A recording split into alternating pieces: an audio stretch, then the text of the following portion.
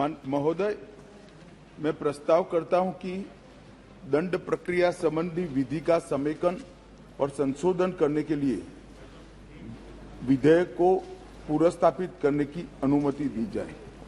माननीय महोदय, मैं प्रस्ताव करता हूं कि निष्पक्ष विचारणा के लिए साक्ष्य के साधारण नियमों के समेकित करने के और सिद्धांतों का उपबंध करने के लिए विधेयक को पूर्व प्रस्तापित करने का अनुमति दी जाए। एक मिनट माननीय गृह मंत्री जी।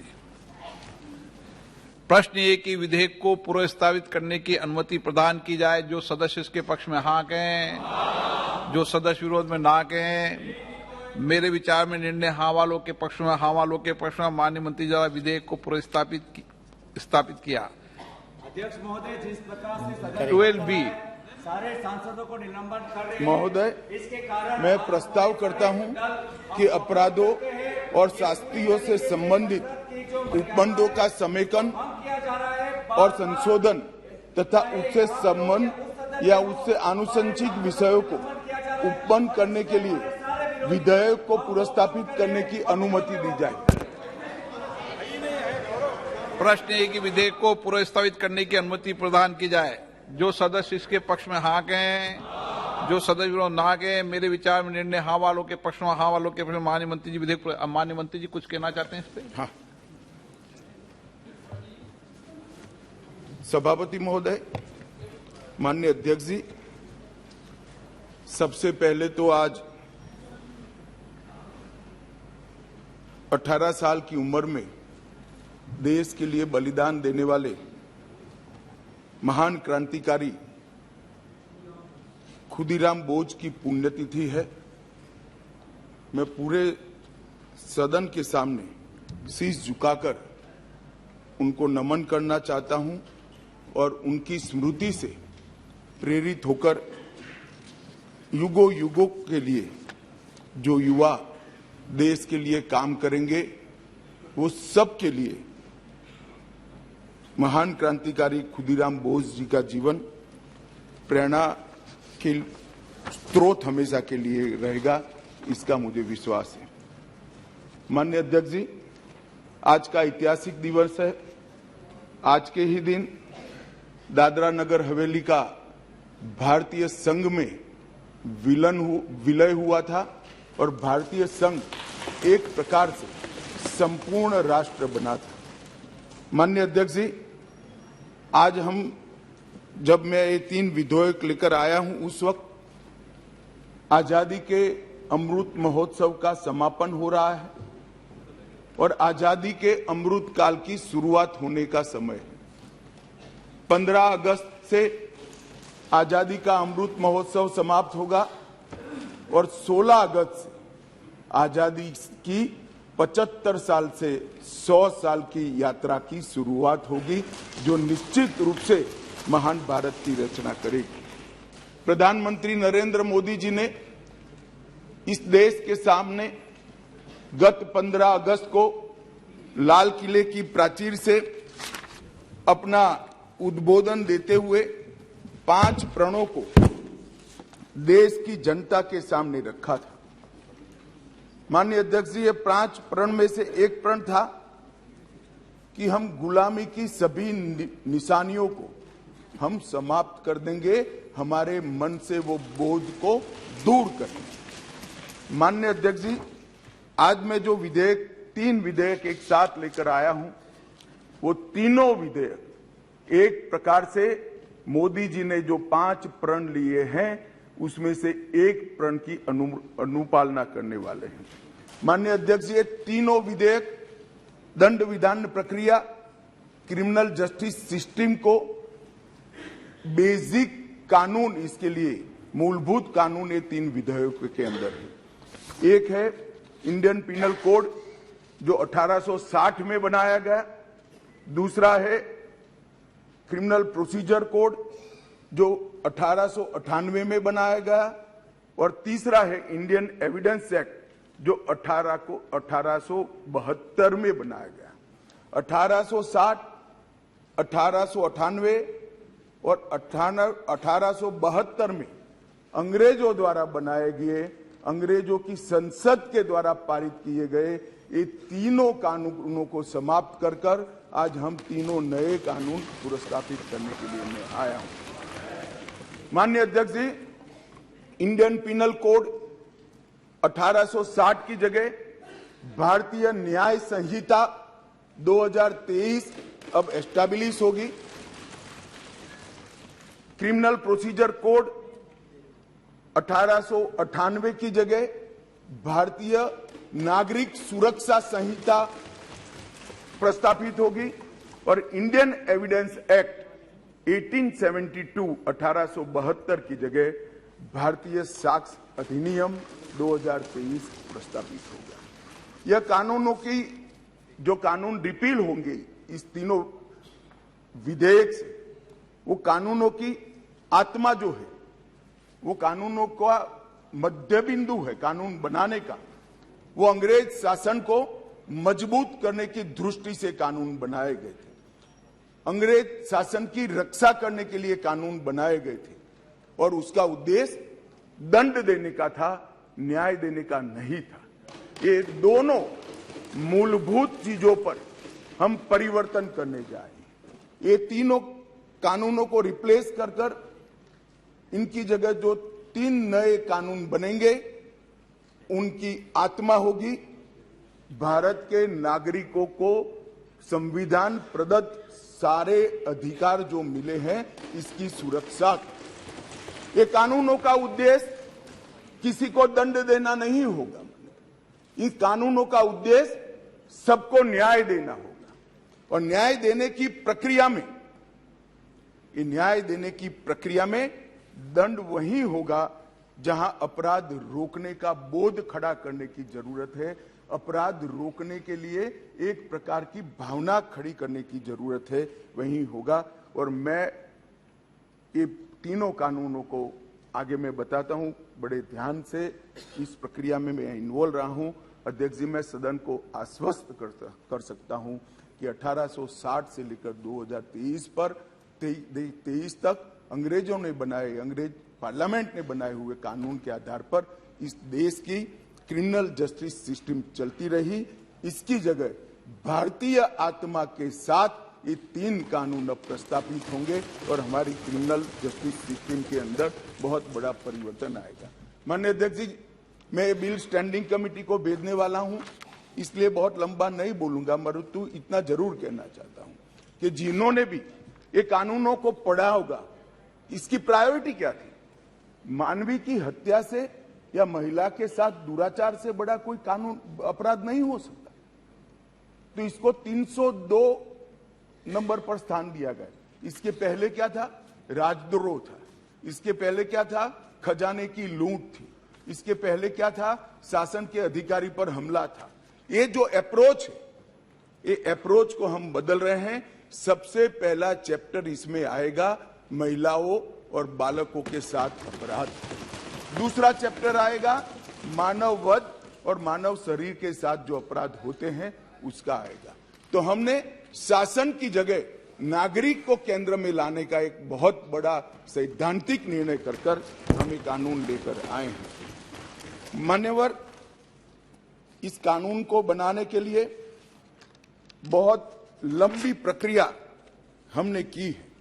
मोदी जी ने 2019 में ही हम सबका मार्गदर्शन किया था कि अंग्रेजों ने बनाए हुए जितने भी कानून जिस विभाग में है, सभी कानून पर पर्याप्त चर्चा विचारणा और सोच विचार कर इसको आज के समय के अनुरूप और भारतीय समाज के हित में बनाना चाहिए।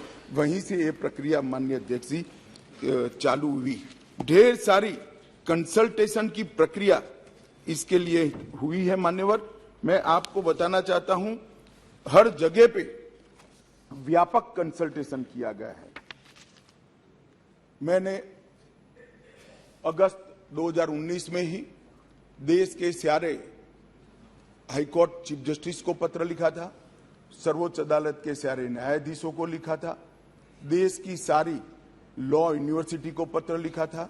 2020 में थोड़ी बेस बनने के बाद सारे सांसदों को लिखा सारे मुख्यमंत्रियों को लिखा, सारे राज्यपालों को लिखा, संघ शासित प्रदेश के प्रशासकों को लिखा और ढेर सारे कंसल्टेशन के बाद ये प्रक्रिया आज कानून बनने में सफल हुई है। माननीय अध्यक्ष जी, इसका मुझे बहुत बड़ा संतोष है कि बेज बरुआ समिति, विश्वनाथन समिति, मलिमत समिति, माधव मेनन समिति और गृह मामलों की स्थायी संसदीय समिति 2011, 2005, 2006 इसकी रिपोर्ट 111वीं, 110वीं, 146वीं ये सारी रिपोर्टों का बृहद संकलन कर सभी राज्यपालों, मुख्यमंत्रियों, सभी विधायकों, सभी सांसद और सभी न्यायाधीशों से, हाई कोर्ट से, सुप्रीम कोर्ट से और लॉ यूनिवर्सिटी से आए हुए सारे प्रस्तावों को, सारे सुझावों को कंसीडर कर लाइन बाय लाइन इसको पढ़कर ये विधेयक लेकर मैं आज सदन के सामने उपस्थित हुआ हूं। माननीय अध्यक्ष जी, 18 राज्यों, 6 संघ शासित प्रदेश, भारत की सुप्रीम कोर्ट, 16 हाई कोर्ट, 5 न्यायिक एकेडमी, 22 विधि विश्वविद्यालय, 142 सांसद और लगभग 270 विधायकों ने इसमें सुझाव दिए हैं। जनता के भी बहुत सारे सुझाव आए हैं जिसको कंसिडर किया गया। माननीय अध्यक्ष जी, 4 साल तक इस पर गहन विचार विमर्श हुआ है। मैं जिसमें उपस्थित हूं ऐसी 158 बैठकें हमने रिकॉर्ड पर करी है। माननीय अध्यक्ष जी, बाय लाइन इसको हमने पढ़ा है। मान्यवर, भारतीय नागरिक सुरक्षा संहिता जो सीआरपीसी को रिप्लेस करेगी, इसमें अब 533 धाराएं बचेगी, 160 धाराओं को बदल दिया गया है, 9 धाराएं नई जोड़ी गई है और 9 धाराओं को निरस्त किया गया है। भारतीय न्याय संहिता जो आईपीसी को रिप्लेस करेगी, इसमें अब पहले 511 धाराएं थी, इसकी जगह 356 धाराएं होगी, 175 धाराओं में बदलाव हुआ है, 8 नई धाराएं जोड़ी गई है और 22 धाराएं निरस्त कर दी गई है। भारतीय साक्ष्य अधिनियम जो एविडेंस एक्ट को रिप्लेस करेगा, इसमें 170 धाराएं होगी, पहले 167 थी, 23 धाराओं में बदलाव किया है, 1 धारा नई जोड़ी गई है और 5 धाराएं निरस्त की है। मान्यवर, मैं सदन को बताना चाहता हूं, ये तीनों कानूनों में गुलामियों की निशानी से भरे हुए कानून। सबसे पहले तो इसको ब्रिटेन की पार्लियामेंट ने पारित किया था, हमने अडॉप्ट किया था, यहीं से शुरुआत होती। परंतु इसके अलावा आज भी जो कानून आज इससे निरस्त होंगे, जब सदन पारित करेगा, तब वो कानूनों के अंदर कुछ शब्द थे मैं जरूर कहना चाहता हूं, जिससे हमें मालूम पड़ेगा कि 75 साल तक हम किस कानूनों के आधार पर क्रिमिनल जस्टिस सिस्टम को चलाए हैं। पार्लियामेंट ऑफ यूनाइटेड किंगडम का जिक्र है, प्रोविंशियल एक्ट का जिक्र है, notification by the crown representative का जिक्र है, लंदन गैजेट का जिक्र है, ज्यूरी और बैरिस्टर का जिक्र है जो हमारे यहाँ कब के चले गए, लाहौर गवर्नमेंट का जिक्र है, कॉमनवेल्थ के प्रस्ताव का जिक्र है, United kingdom of great Britain and Ireland parliament का जिक्र है, हर मेजेस्टी और बाय द प्रिवी काउंसिल, ऐसे हर जगह रेफरेंस दिए हुए हैं।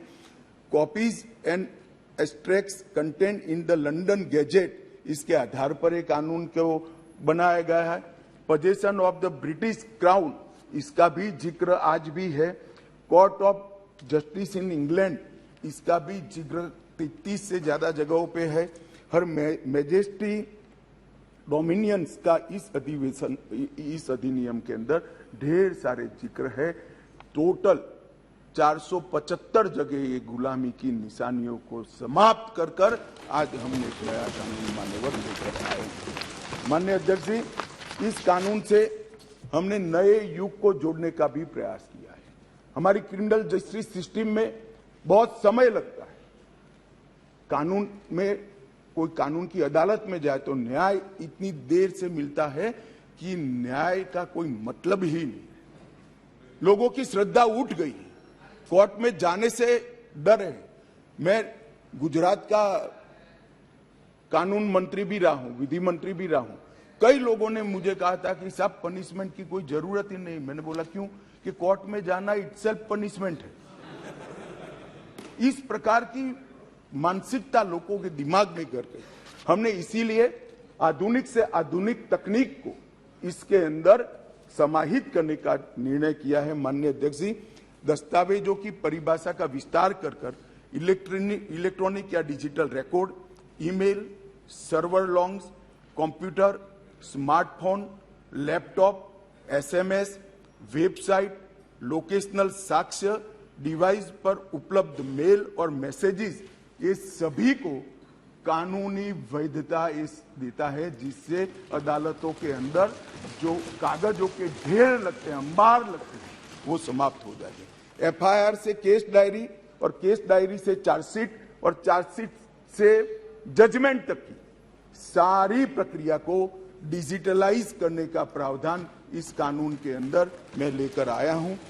अदालत की सभी कार्यवाही को टेक्नोलॉजी के माध्यम से करने के लिए हम करते हैं। अभी आरोपी की पेशी ही सिर्फ वीडियो कॉन्फ्रेंस से हो सकती है। अब संपूर्ण ट्रायल क्रॉस सहित की वो वीडियो कॉन्फ्रेंस से होगी।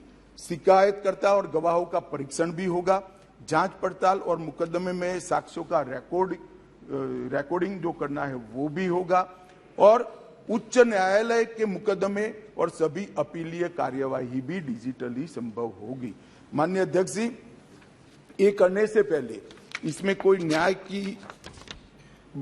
न्याय के बारे में कोई गोता ही न हो जाए, इसलिए हमने नेशनल फॉरेंसिक साइंस यूनिवर्सिटी और देश भर के सारे विद्वानों को, इस विषय के विद्वानों के साथ बैठकर इसकी चर्चा कर टेक्नोलॉजी के एक्सपर्ट के साथ बैठकर उसको बनाया गया है।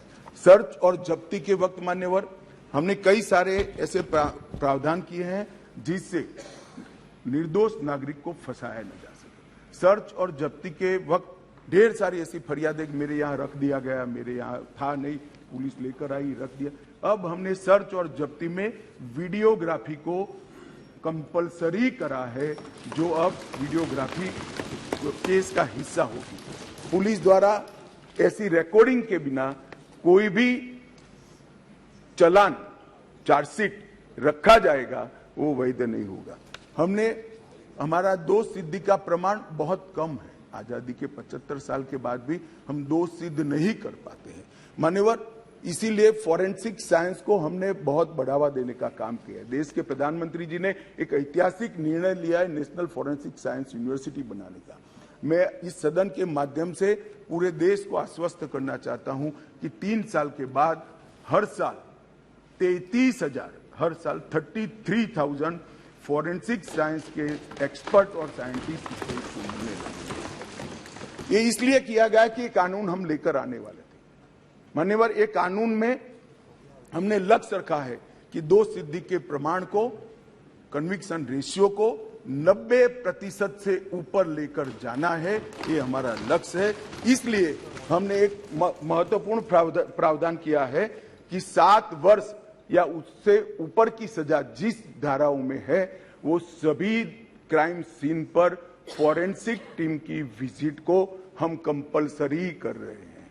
और मान्यवर, इसके माध्यम से एक वैज्ञानिक साक्ष्य, एक साइंटिफिक एविडेंस पुलिस के पास होगा, जिसमें कोर्ट में दोषियों को बरी होने की संभावना बहुत कम हो जाएगी। माननीय, ये दोनों चीजें हैं। इसमें एक ऐसा सवाल कुछ एक्सपर्ट्स ने बताया था कि इसके लिए शायद देश अभी तैयार नहीं है। ये कानून में हमने ये भी प्रोविजन रखा है कि इलेक्ट्रॉनिक तरीके से केस चलाने के लिए कोर्ट, जिला, राज्य, ये सभी प्रकार के नोटिफिकेशन निकलने के बाद ही वो अप्लाई होगा। मानो एक कोर्ट किसी राज्य ने तैयार कर दी तो वो कोर्ट नोटिफाइड कर सकते हैं। एक जिला जब हो जाएगा तो वो जिला नोटिफाइड कर सकते हैं। एक क्षेत्र हो जाएगा तो क्षेत्र। अंततोगत्वा 27 के पहले पूरे देश की सभी कोर्टों को हम कंप्यूटराइज करते। इसी प्रकार से मोबाइल फोरेंसिक वाहन का भी हमने एडवांस में अनुभव कर लिया है मान्यवर। आज मैं आपको बता सकता हूं कि दिल्ली के अंदर 7 साल से ऊपर की किसी भी गुना होता है सजा का जिसमें प्रावधान हो, ऐसा कोई भी गुना होता है तो एफएसएल की टीम इसको विजिट करती है। ये सफल प्रयोग हमने दिल्ली के अंदर कर दिया है। बेंगलुरु में अब सरकार बदल गई, भगवान जाने क्या होगा, मगर हमारी सरकार थी तब बेंगलुरु में भी इस प्रयोग की शुरुआत की थी। इसके लिए हमने मोबाइल एफएसएल के कंसेप्ट को लॉन्च किया है और सफल कंसेप्ट है मान्यवर। हर जिले में 3 मोबाइल एफएसएल घूमती रहेगी और गुना के जगह पे जाएगी। नागरिकों की सुविधा सुनिश्चित करने के लिए जीरो एफआईआर को पहली बार आजादी के 75 साल के बाद हम स्थान गुना कहीं पर भी हुआ, किसी भी थाने का हो, आप हिमालय की चोटी से भी उसको रजिस्टर कर सकते हैं और कन्याकुमारी के सागर के किनारे भी गुना रजिस्टर होने के बाद 15 दिन में कंसर्न थाने को भेजना होगा। ई एफआईआर का प्रावधान हम पहली बार जोड़ रहे हैं। हर जिले में और हर थाने में एक ऐसा पुलिस अधिकारी नामित किया जाएगा जिसके परिवारजनों में गिरफ्तारी हुई है। इसको अधिकृत सर्टिफिकेट देना पड़ेगा कि आपके परिजन हमारी कस्टडी में है और इसके लिए अब हम रिस्पॉन्सिबल।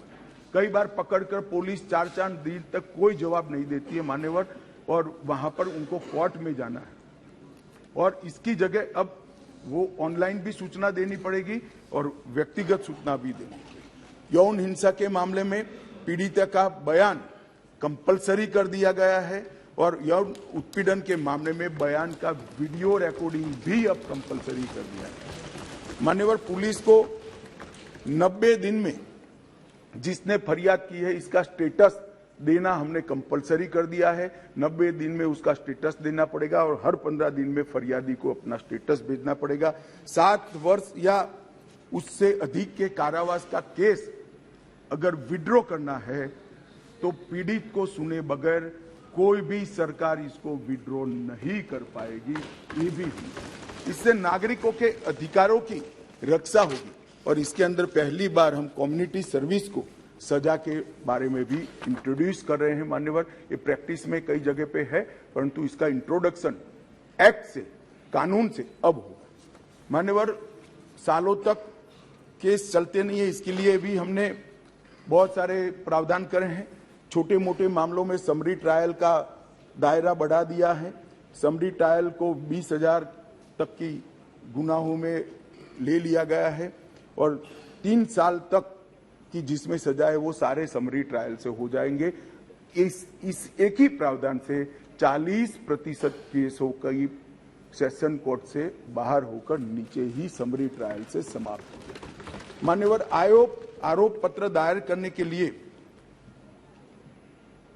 पुलिस अधिकारी आगे की जांच चालू है, आगे की जांच चालू है, आगे की जांच 6-6 साल अब नहीं कर पाएंगे। हमने तय कर दिया है कि 90 दिन में आरोप पत्र दायर करना ही पड़ेगा और कोर्ट भी उनको और 90 दिन की परिस्थिति देखकर परमिशन दे सकती है। 180 दिन में आपको जांच समाप्त कर ट्रायल के लिए भेज देना पड़ेगा। इससे बहुत बड़ा फर्क होगा। वारंट के मामले में भी हमने काफी सारे बदलाव किए हैं। आरोपी व्यक्ति को आरोप तय करने की नोटिस 60 ही दिन में देने के लिए अब कोर्ट बाध्य हो जाएगी। कोर्ट ने चार्ज फ्रेमिंग 60 दिन से ज्यादा लंबा नहीं कर सकती। बहस पूरी होने के बाद 30 दिन में मान्यवर न्यायाधीश ने अपना फैसला देना पड़ेगा। 3-3 साल तक फैसला पेंडिंग नहीं रख सकते। कई सारे जज ऐसे थे पूरी सुनवाई कर देते थे और फिर बाद में ट्रांसफर हो जाती थी या रिटायर्ड कर जाते थे और ट्रायल फिर से चलती। अब ऐसा नहीं होगा। 30 दिन के अंदर ही फैसला देना पड़ेगा। इसको भी हमने, और फैसले को 7 दिन के अंदर ऑनलाइन उपलब्ध कराना पड़ेगा जिससे इस पर अपील की कार्यवाही मान्यवर हो जाए। सिविल सर्वेंट के विरुद्ध कोई फरियाद होती थी, पुलिस ऑफिसरों के विरुद्ध कोई फरियाद होती थी तो एक प्रावधान है जिससे उनको सुरक्षा मिली हुई सरकार की परमिशन के बगैर इनका संज्ञान या तो चार्जशीट या ट्रायल शुरू नहीं हो सकती। मान्यवर, सालों तक कोई परमिशन आती ही नहीं थी और उसके कारण सिविल सर्वेंट के साथ साथ बाकी लोग भी डिले ट्रायल को एंजॉय करते थे। हमने तय कर दिया है कि 120 दिन में सरकार हाँ या ना कह दे, वरना डीम्ड परमिशन माना जाएगा और ट्रायल को फेस करेगा। मान्यवर, एक बहुत बड़ा दिक्कत मैंने देखा है कि एसपी के नाते किसी ने एक केस जांच किया है तो डीजीपी या तो रिटायर्ड होने के बाद वो केस चलने पर आता है और उनको गवाही देने जाना है। हमने ये प्रक्रिया के अंदर आमूल चूर परिवर्तन किया है कि जो एसपी अभी नौकरी कर रहा है वो ही फाइल देखकर गवाही देगा, जो पहले था उसको आने की जरूरत नहीं। माननीय, बहुत बड़ा क्रांतिकारी बदलाव। इसके कारण इतना देर होती, इतनी देर होती। आज हमने बारीकी से ट्रायल किस चीज के कारण लेट होती है इसका अभ्यास किया है। सबसे ज्यादा डेट अगर लगे तो यही कि भैया वो तो डीजीपी हो गए, डीजीपी साहब को समय नहीं होगा, तहसील में कैसे आएंगे, जब उनकी विजिट है तो 1.5 साल तक गवाही नहीं होती थी। मगर अब कोई डीजीपी साहब या तो रिटायर्ड बाबू को बुलाने की जरूरत नहीं, वहां जो एसपी है वो फाइल देखकर, और वो डीजीपी साहब को कुछ याद भी नहीं है, उन्होंने भी फाइल देखकर ही कोर्ट को असिस्ट करना है, मगर ये नहीं होता था। अब हमने ये कर दिया है। घोषित अपराधियों की संपत्ति की कुर्की का भी ये है नहीं, वरना यूपीए वालों को बहुत दिक्कत आती इस प्रावधान से। घोषित अपराधियों की संपत्ति की कुर्की का भी हम प्रावधान मान्यवर इसमें लिए। संगठित अपराध के लिए एक नया प्रावधान हम इसके अंदर जोड़ रहे हैं, जो अंतरराज्य गैंग और संगठित अपराध है, इसके विरुद्ध एक अलग प्रकार की कठोर सजा का प्रावधान।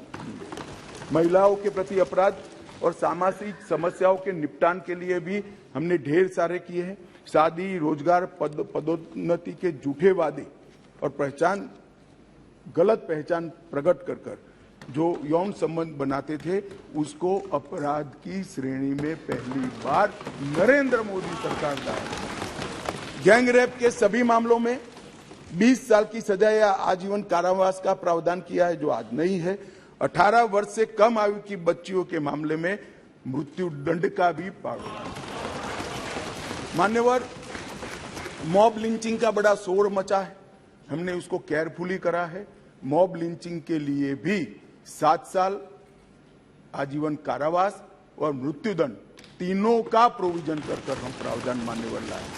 स्नेचिंग के लिए चाहे मोबाइल का हो चाहे महिलाओं की चेन का हो, कोई प्रावधान नहीं था। बहुत सारे लोग छूट जाते थे क्योंकि वो चोरी भी नहीं होती थी, स्नेचिंग का प्रावधान भी नहीं था। अब स्नेचिंग का भी प्रावधान ले मान्यवर। एक 324 इसमें गंभीर चोट के कारण निष्क्रियता की स्थिति हो जाती थी। मानो कोई अपाहिज हो गया, ब्रेन डेड हो गया, मृत्यु नहीं हुई, पूरा पैर कट गया, हाथ कट गया, तो भी 7 साल की सजा थी। और किसी को थोड़ा लगा, रिपेयर होकर 1 सप्ताह में अस्पताल से बाहर आ गया, तो भी 7 साल। हमने दोनों को अलग कर दिया। हमेशा के लिए अपंगता अगर आती है या ब्रेन डेड होता है तो इसकी सजा को 10 साल या तो आजीवन कारावास में बदला। बच्चों द्वारा अपराध करने वाले व्यक्ति के लिए, बच्चों के साथ अपराध करने वाले व्यक्ति के लिए सजा को बढ़ाया गया है, 7 से 10 साल किया गया है। पहले जुर्माना काफी कम था, अनेक प्रोविजन में जुर्माने को बढ़ाने का भी काम किया है। मान्यवर,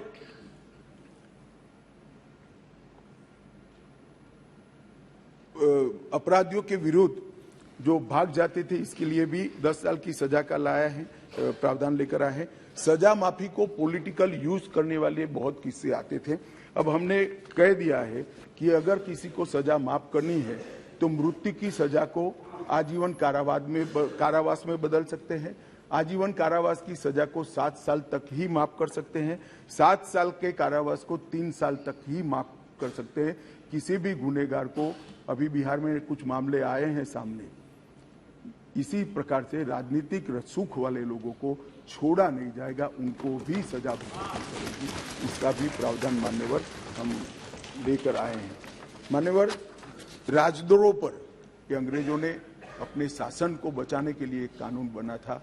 मैं इस सदन को कहना चाहता हूं, एक ऐतिहासिक निर्णय इस सरकार ने किया है। राजद्रोह को कंप्लीटली हम रिपील कर रहे हैं, कंप्लीटली। यहां लोकतंत्र है, सबको बोलने का अधिकार है, राजद्रोह को हम कंप्लीटली रिपील कर रहे हैं मान्यवर।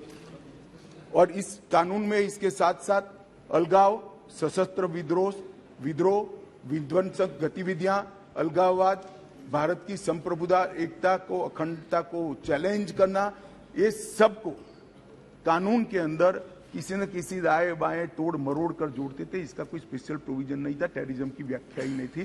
पहली बार अब इसकी व्याख्या हो रही है और जुड़ी संपत्ति को कुर्क करने का अधिकार भी है। मान्यवर, जांच करने वाले पुलिस अधिकारी के संज्ञान पर कोर्ट इस पर ऑर्डर करेगा। कुर्की का ऑर्डर पुलिस अधिकारी नहीं कर पाएंगे, निर्णय नहीं कर पाएंगे, कोर्ट में सुनवाई के बाद होगा। मान्यवर, एक बहुत बड़ा ऐतिहासिक फैसला हमने किया है, अनुपस्थिति में ट्रायल। कई सारे केसों में दाऊद इब्राहिम वांटेड हैं, चले गए, देश छोड़कर भाग गए, आज उन पर ट्रायल नहीं होती।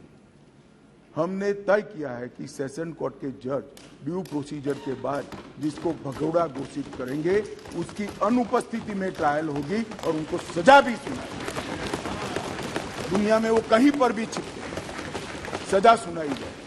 मान्यवर, इससे बहुत बड़ा फर्क पड़ने वाला है और वो सजा के खिलाफ अपील करना है तो न्याय की शरण में आए, अपने आप को भारतीय कानूनों के शरण में, भारतीय कानूनों की शरण में लाए और अदालत के सामने जाए तो हाईकोर्ट में चैलेंज करें। मान्यवर, मैं सार्वजनिक जीवन में बहुत बचपन से हूं, राज्य का गृह मंत्री भी रहा हूं, मैंने बहुत सारे थाने विजिट किए, बहुत सारे सदस्य भी थाने में गए होंगे। आप देखे होगा टूटी फूटी साइकिल, टूटी फूटी गाड़ी, टूटी फूटी ऑटो सालों तक पड़ी, सबने देखा।